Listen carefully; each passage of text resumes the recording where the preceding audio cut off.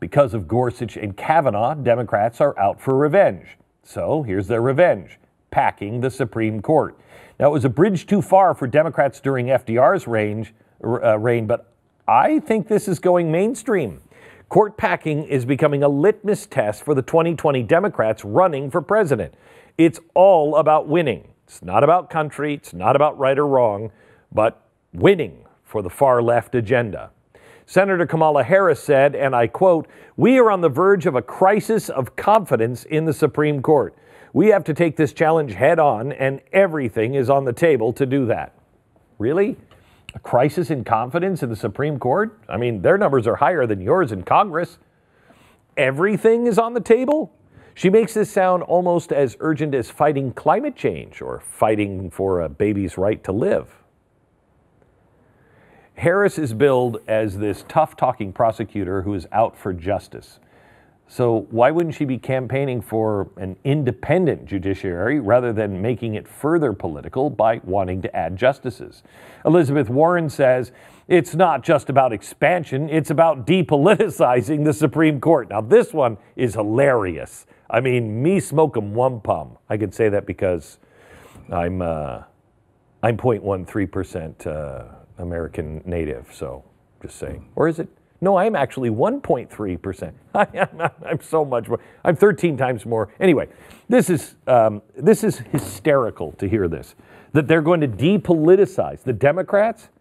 Is that what happened when they blew up Robert Bork's nomination in 1987? Or when they tried to torpedo Clarence Thomas, his nomination in 1991? Or when they enlarged photos of Brett Kavanaugh's high school yearbook as evidence for his Senate hearing? Right, depoliticize. Democrats invented the politicization of the Supreme Court. And here are the vote tallies for the 4 current liberal justices on the court. Ginsburg, think of this, Ginsburg was voted in 96-3. Breyer, 97-9. Sotomayor was 68-31. Kagan, 63-37. Now, none of the last 3 conservative nominees, Kavanaugh, Gorsuch, and Alito, got as many yes votes as Kagan did. In fact, let me give you these numbers because it is quite stark when you actually look at the numbers. When you look at the numbers, Kavanaugh got 48 no votes. Gorsuch got 45, and Alito, way back in the time machine, got 42 no votes. Who's politicizing? Nothing would politicize the court more than a president from either party trying to add more justices. Robert Francis Beto O'Rourke, genius. He's got this new plan out that would involve having 15 justices on the Supreme Court.